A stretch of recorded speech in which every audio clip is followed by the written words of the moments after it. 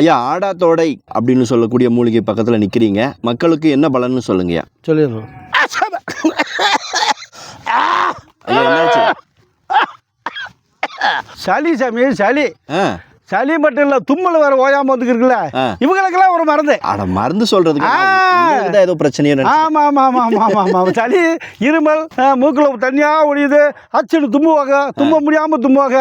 சளி பிடிச்சா சளியை பிடிச்ச மாதிரி ஒரு பழமொழி வேற சொல்லுவாங்க.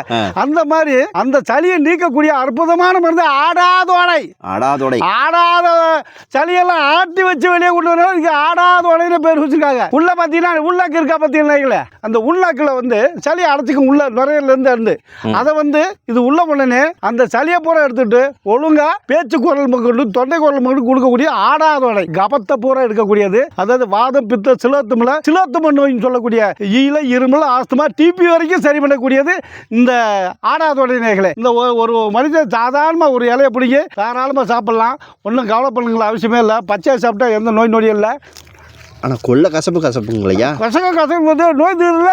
ஒரு 100 கிராம் 200 கிராம் எடுத்துக்கோங்க. சூரணம் பண்ணிக்கோங்க. சூரணம் பண்ணி புட்டாவில் வச்சுருந்தீங்க பாலில், அது வெயிலில் காய வச்சு அதை அப்படியே வச்சுக்கோங்க. டெய்லி 1 டீஸ்பூன், 1 கிராமில் 2 கிராமுக்கு காலை, மதியம், நைட்டு உணவுக்கு முன்னாடி சாப்பிடுங்க. சளி காமா 6:30 மணிக்கு வெளியே வந்துடும். குரல் இனிமையாக வரும். நுரையல்ல நீர் கட்டாது.